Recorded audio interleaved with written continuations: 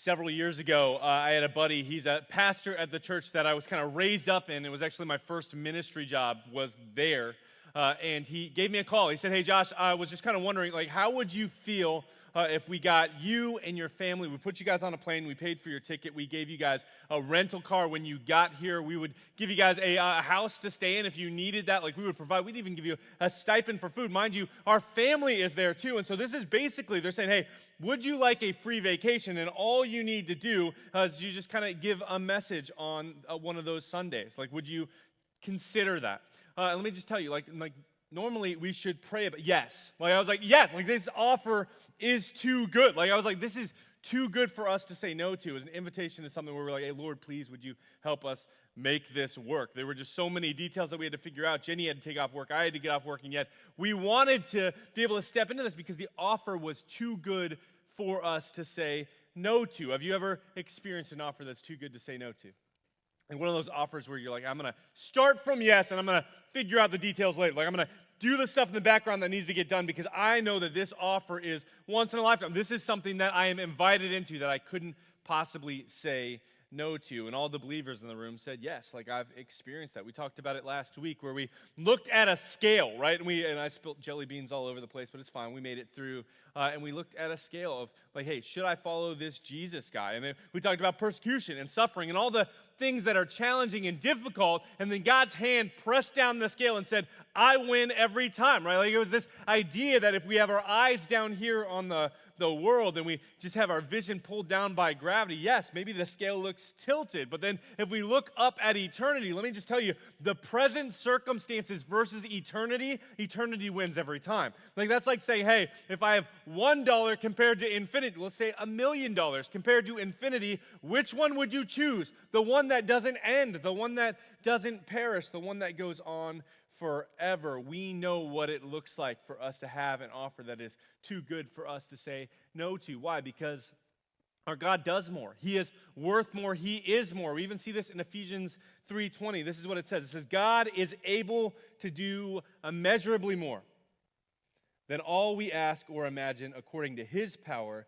that is at work within us." Ours is a God of immeasurably more. Like, there is not a box that you could put him inside of that could contain him. All the cardboard expectations in all the world could not contain the king. Like, he is bigger than what you expect, hope for, think, or even ask him to be. He stands outside of time, knowing all pieces and how they fit together, and we just get to sit and relish at seeing the fruit of his works.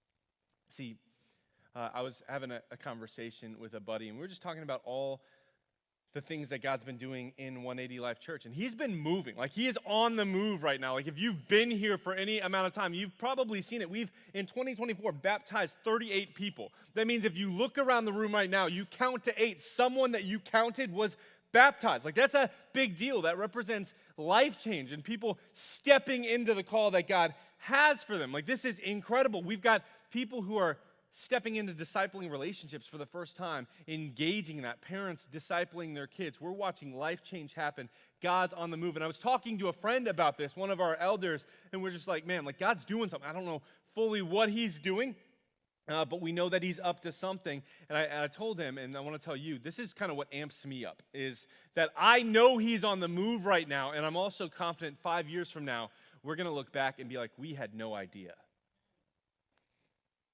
Like, ours is a God of immeasurably more. If you think you know what he's doing, just buckle up. It's going to be bigger and better and stronger and firmer for us to stand on. Like, he is moving in a way that we couldn't possibly expect. I look at my life and I'm like, 5 years ago, I didn't know the type of dad that he was raising me up to be. I didn't know the type of husband that he was leading me to become, the type of disciple. You didn't know either. You didn't know look at where you were before you met him. You had no idea what he was about to wreck your life. Everything that you thought you wanted, he was like, no, we're gonna change that. We're gonna reorient that. We're gonna shift that. That's not about you anymore. He started changing things. Ours is a God of immeasurably more than you could think, hope, ask for, or imagine. He is more. That's what this series is about. Like, this campaign, if you're looking at it and you're like, oh, this is about a building. It's not. It's about who he is. Buildings come and buildings go. Callings come and callings go. Like things that you step into now might not be here a week from now. And yet we know ours is a God who doesn't stop. He's immutable. He doesn't change. He keeps going, and he is more than we could think or imagine. This is all about him. And in order for us to do that, I want us to kind of orient our hearts around what's happened in the past. And here's why. The best predictor for the future, for things that we're called to step into, things that are going to happen, the best predictor for the future is the past. You look to history. Think about it. Your fantasy football team, you didn't draft that guy who has never done it before, right? You drafted the number one wide receiver from last year because you're hoping he'll repeat. You didn't get the wide receiver that was in the top 200. And for all people who don't watch football, they're like, I don't know what you're talking about. It's fine. The point is, history is the best predictor of the future. It's going to tell us what we can expect to come. So let's look to the past. And here's how we're going to do that today. We're going to look at 3 different stories. I want us to look at your story. I want us to look at our story as a church. And then together, I want to see how your story, our story, and the story, his story, the only story that all stories are meant to flow into, how when they collide, amazing, unexpected things happen. Let's start with your story. Scripture tells us that you are spectacular.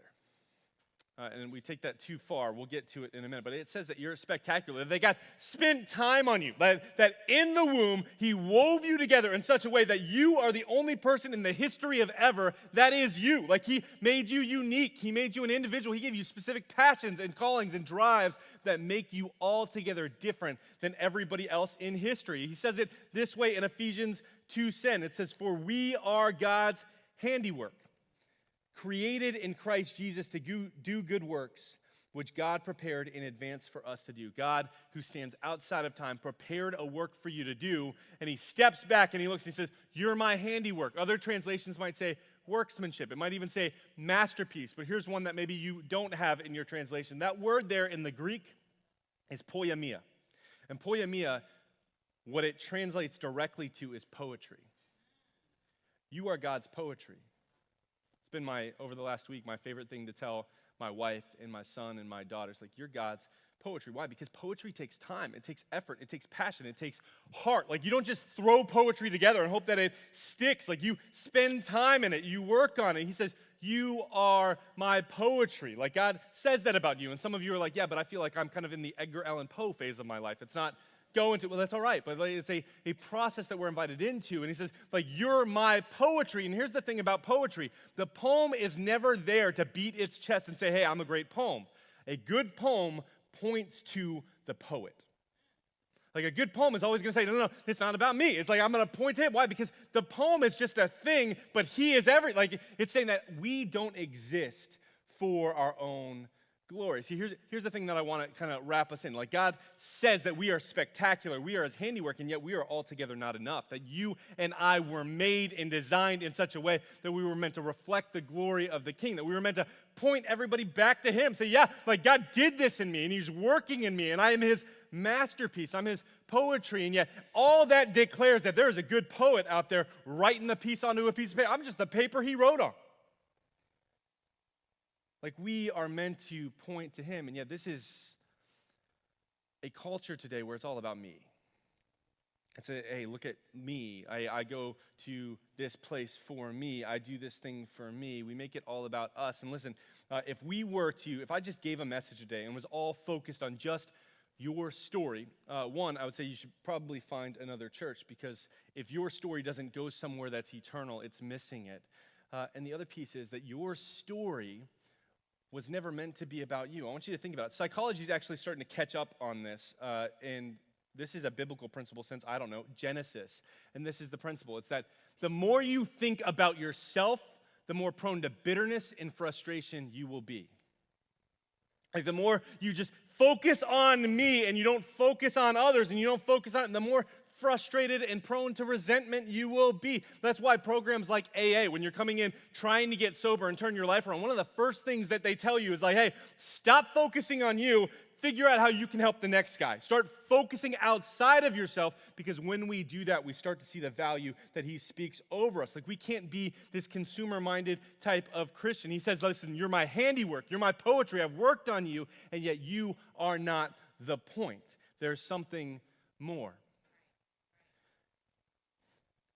See, every single one of us is the result of him speaking that truth over us, whether you realize it or not. Like, he has been whispering truth over you since the beginning. This is why the pursuit of the gospel isn't to build your self-esteem.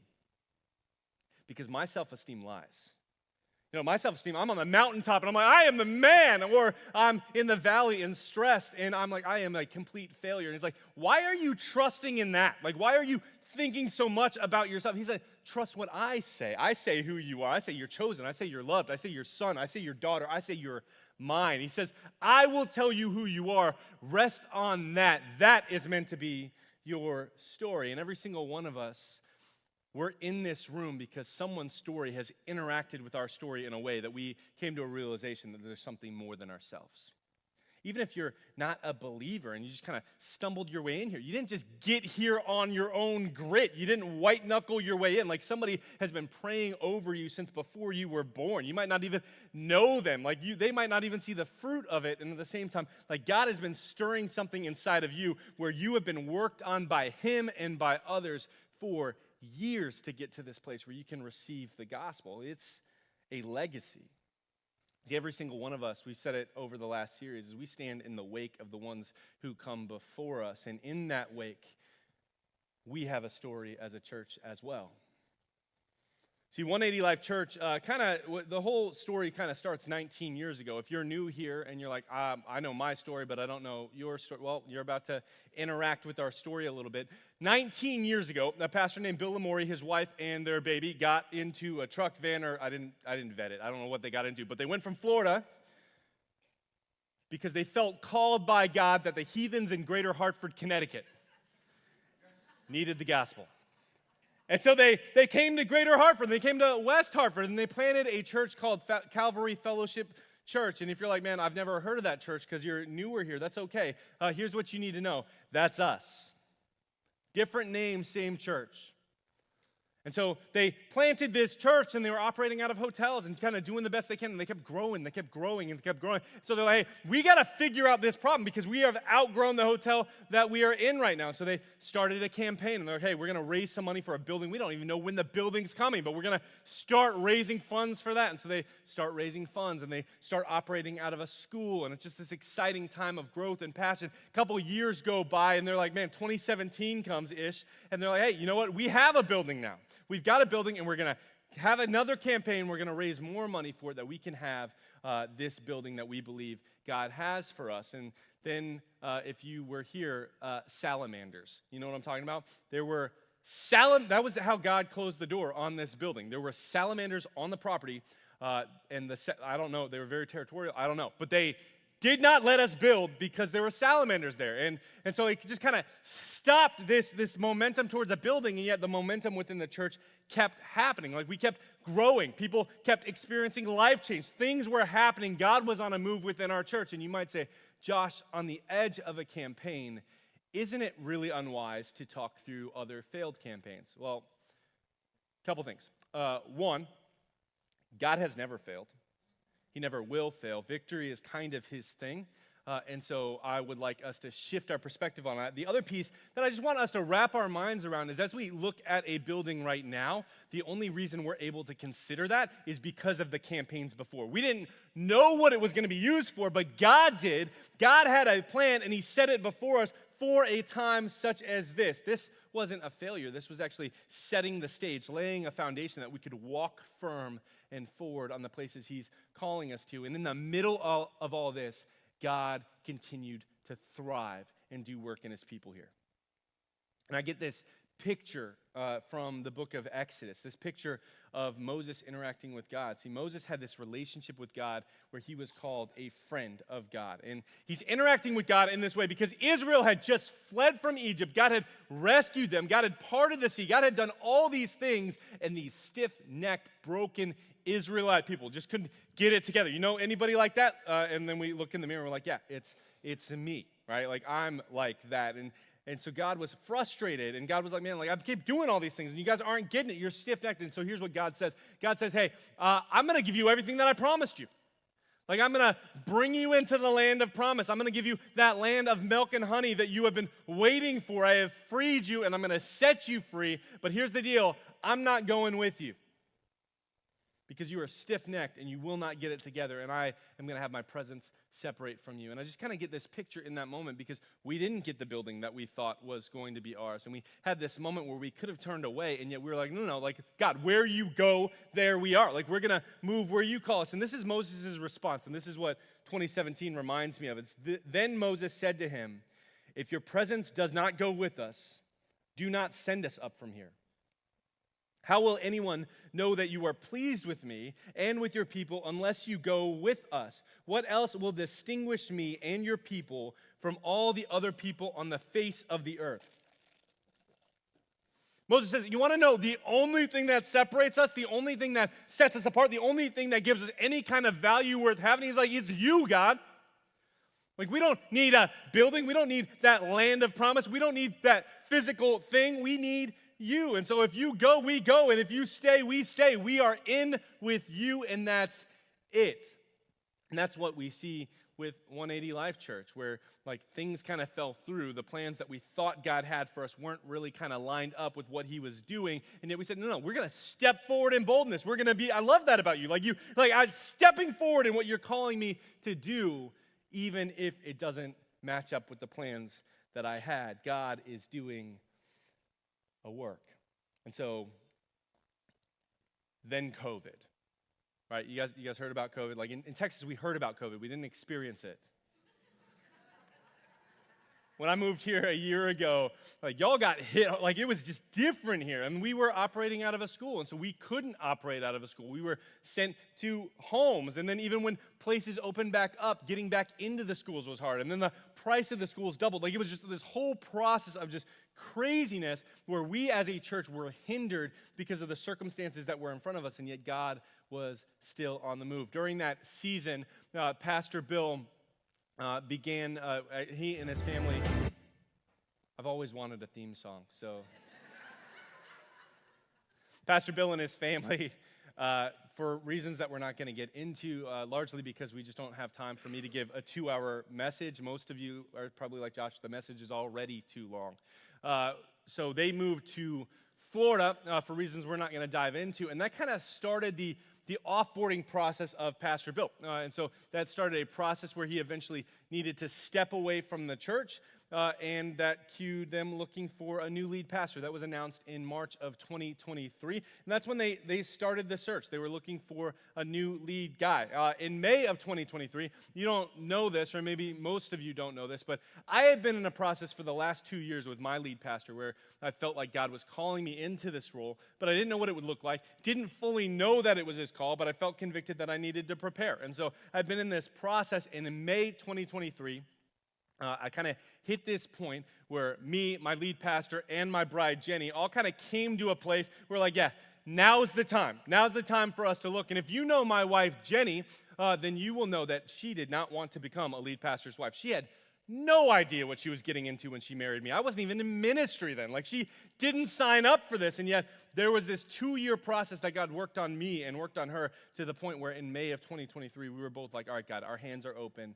We will go where you call us. And so we had this deal. I was allowed to start looking at churches, but I wasn't allowed to apply, which is totally fine. You know, my wife, I would be a fool to not lean on her discernment, and so I was like, that's fine. We'll talk about it. I'll look, and then we'll talk about it, and then I will apply it. So that was the plan, and this is how that plan was executed. I jumped onto a search site that is for lead pastors and headhunters, and what they did was they kind of gave me a little bit of blurb on this church called 180 Life Church, and I was interested and said, hey, click here if you want to know more. I was like, I want to know more. And so I clicked there. It said, before you can learn more, you need to fill out some of this information. I said, all right, done. Filled out, submit. It said, thank you for applying to 180 Life Church.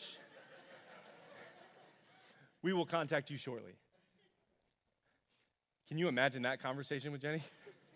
Honey, I accidentally applied to a church.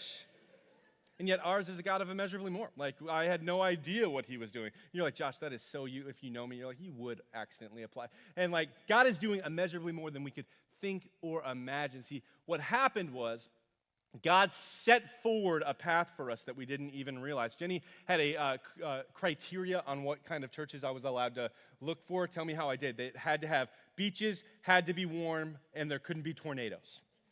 1 out of 3.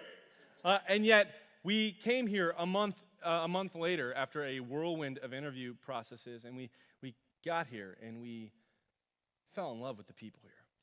We saw the type of community here that was immeasurably more than we could hope for or imagine. We saw bonds together that would fight through hard times and good times. We saw a community that would rally together and flip this world upside down. We saw that God was about to do something big here, and we were just like we would be fools. Like, yes, Lord, like we're in. Like, we'll start from yes and figure out how. We moved here without even having seen the house that we were closing on. Like, we hadn't been inside, and we were just like, God, like, we're good. And you're like, that's incredibly foolish. Maybe, but we were in on this thing. We said, we're going to start from yes, and we'll figure out the details from there. And God has been faithful. If you've been here in 2024, listen, it's been a whirlwind for us. He's been doing all kinds of, it's almost like too many blessings at times where it's like, God, like, I just need to breathe. Like, we need to slow down. Like, God, you're doing so many things. And at the same time, he is at work, and we get to step back and say, God, thank you for letting us be a part of it. You are on the move. That is your story, and that is our story as they intersect together. But if it ended there, it wouldn't be enough. Like, if it ended there and there wasn't an intersection of something more, we would not have something that is invested in something eternal. We need to press into something more. And so I want to talk to you a little bit about his story, the story that all other stories flow into. And the story goes like this. Back in Genesis, there was creation. Like, in creation, God had this pattern that he stepped into. Maybe you know it, where he created something. He spoke it into existence. I was talking to my daughter about this the other day, about how he spoke, and his words, they just hit a little bit different. He spoke it into existence, and he leaned back, and he said, it is good. And then he created, and it is good. And he created, it is good. And then he made man, and he said, it is very good. He had Adam and Eve, and they were kind of set apart as these beings made in his image that could walk beside him in the cool of day in the garden. And he made them, I want you to view them kind of like a king and a queen. He said, hey, I'm going to let you, you're going to name the animals, and I want you to subdue the earth. And they botched it. But they messed it up. And what happened was the fall occurred, and it led all of mankind, every person since there, has a bent towards a sin nature that pulls us away from our Creator. They said, you know what, rather than being near God, we want to be more like God. And so they made a choice that left all of us on a trajectory towards sin. And every person with a toddler said, amen. Because you've seen it, right? Like, I didn't need to teach my daughter how to lie. I need to teach her how to tell the truth. She figured out the lying part on her own. I'll share about my 19-month-old. He's got this just proclivity, this passion, like, if he could just, like, when he doesn't get his way, he just wants to bop you on the head. Like, there's just something inside of him where it's like, you know, violence might be the solution to my problem. And let me just kind of stand before you and before God in this moment and say, like, he didn't learn that from me and Jenny. Like, he doesn't see that in the home. That's something that he picked up on his own. Why? Because we all have a bent towards sin. And that path is on a trajectory away from God, unless God would intervene. And God uses people like you and me to do some of that work. He calls us into a work to invite people into a relationship with Jesus, because Jesus did the work on the cross. Like, victory has already been won. Like, he paid for it. You want to talk about what communion's about? It's about remembering what he did on the cross, that his body and his blood paid a debt that you and I owed and we couldn't pay on our own. He stepped into that and invited us into relationship, which is why when your story and our story and his story collide, immeasurable things occur. Like, God is at work, and we have a video to show you an example of just that.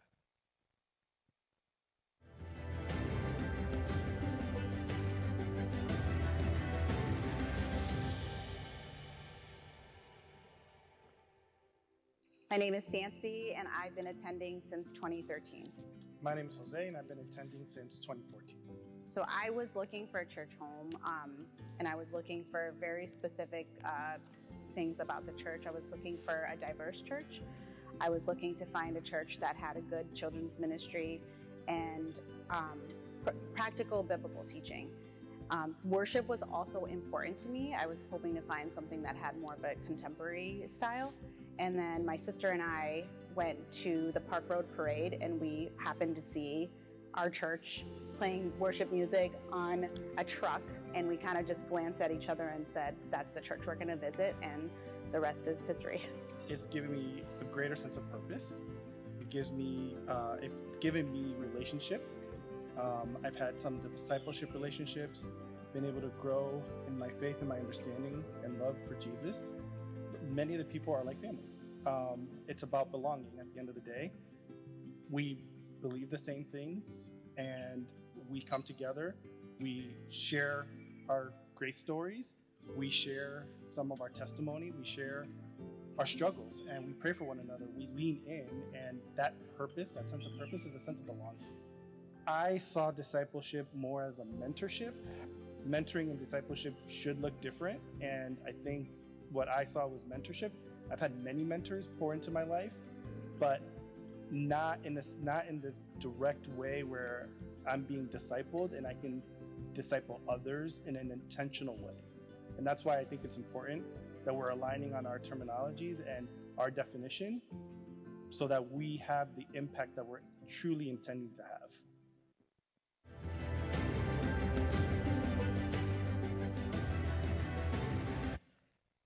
I love it. Like, God is at work when our story intersects with your story, and then God's story is kind of written into all of that, like amazing, immeasurable things. Like, life transformation happens. I mean, look at Jose. Like, he was a normal guy, and then at one point in that video, he was a Christmas pirate. Like, I don't know what happened, but transformation happens.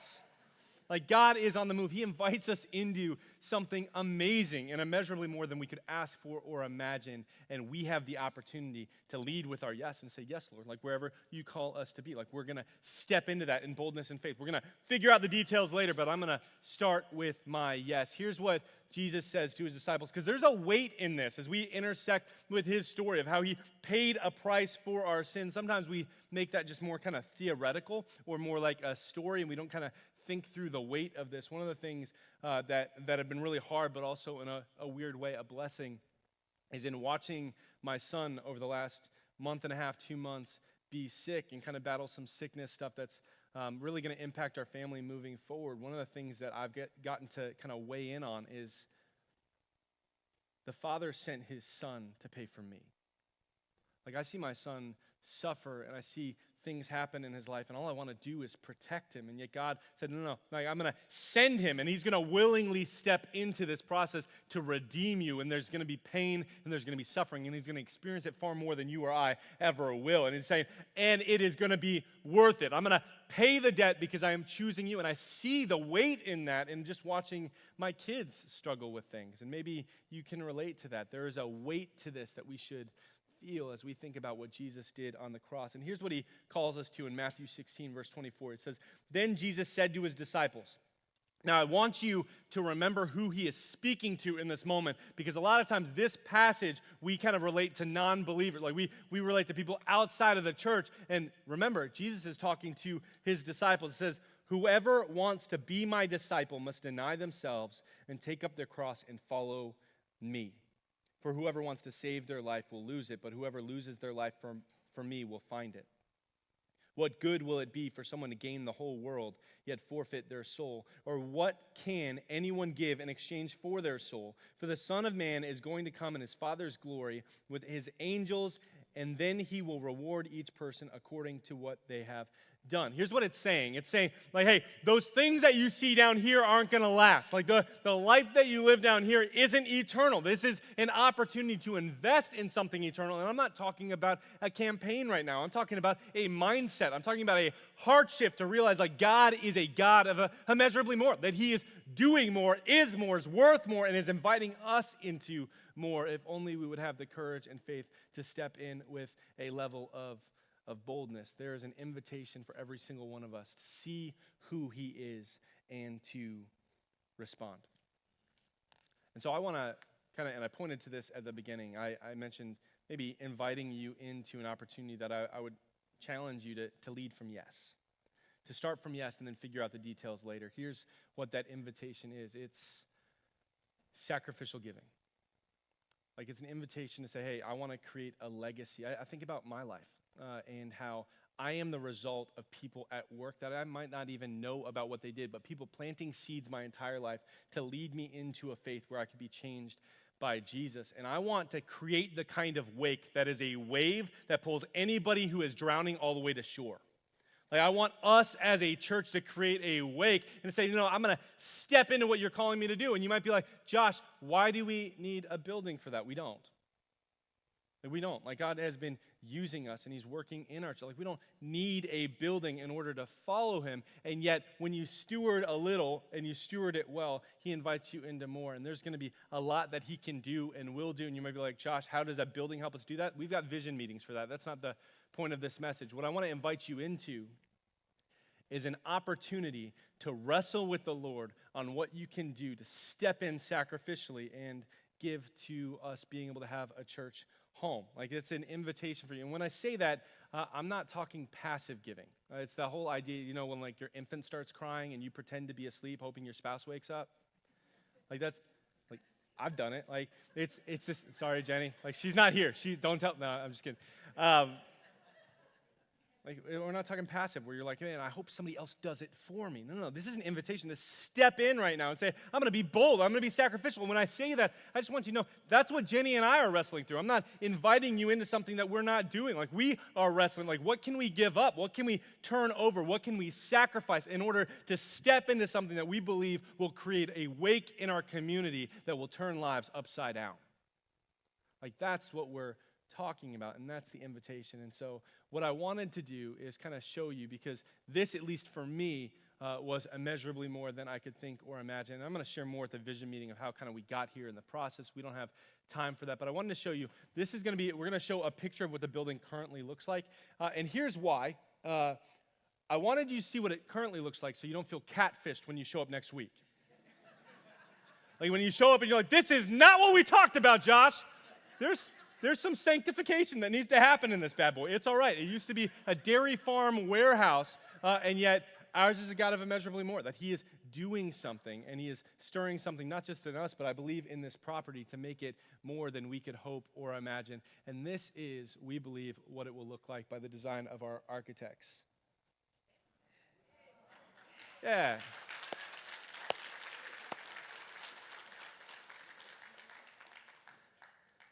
And what this is like, I want the outside of our church to represent the inside. So I want people who are driving by and people who are coming for the first time to feel welcomed and invited in, to experience the type of community we have by just seeing the building. And then they step in, and it's a breath of fresh air, because that's exactly how we live our lives. That the outside is matching the inside. That's the invitation. Here's our goal in this. This is a $4.3 million process. Like, it's not cheap, and yet because of past campaigns, we already have money saved up. We'll talk more in the vision meetings on that, but we've got money saved up, and we've also got this campaign where our goal is 101. That's 100% engagement to raise over $1 million. And God is doing already more than we could think or imagine. And yet, here's the thing that I want you to latch your heart onto. If you miss all of the building, and the only thing you walk away with is how good and big God is, that he is so big that how big you think he is now, you're going to realize he's even bigger tomorrow. If that's all you walk away with, I'm going to call that a win. Because this is not about your story, and this is not about our story. This is about his story and about getting your story and our story aligned with his as we step into immeasurably more than we could think or imagine. And so here's my ask as we step into a time of response. I just want you to wrestle for a moment. Some of you might be like, Josh, I'm all in. Like, I've been on crew. We do setup every morning at this high school. We need a building. I'm in. Well, that's great. Then maybe your prayer over this time of response is that we could experience freedom as a body, that we could experience knowledge of who God is, that we could be invited into something bigger than ourselves. If you are wrestling right now, that's awesome. Like, I want you to pray for the ability to just trust God. And when I say that, that's not a manipulative, like, spiritual gymnastic where I say, trust God so you do what I want. That's not what I'm saying. I'm saying, I want you to have the level of boldness that you can trust God in whatever he's calling you to do.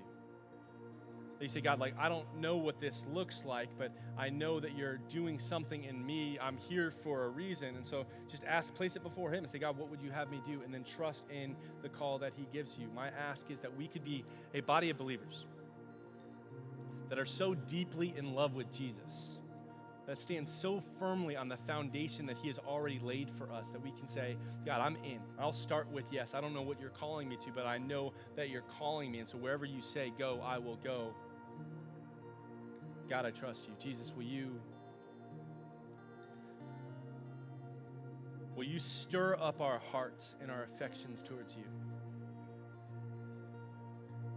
Pray over the seasons that we're in, where maybe a building's exciting, maybe it's not, maybe the things that you're doing feels like poetry, and maybe it feels like a blank canvas. God, whatever it is that we are walking through, we just ask that you speak with volume. That you've got a boldness in our lives that you can call us, and we might not know how the stone will be rolled away. We might not know how you are going to do the things that you're doing or how we're going to step into the things that you're calling us into. But we know that you are trustworthy, that you are immeasurably more, that you are bigger than we can hope or imagine. And because of that, wherever you call, there we are. Wherever you lead, there we are. Let us be a people with boldness and courage as we follow your lead, God. We love you. In your name, amen.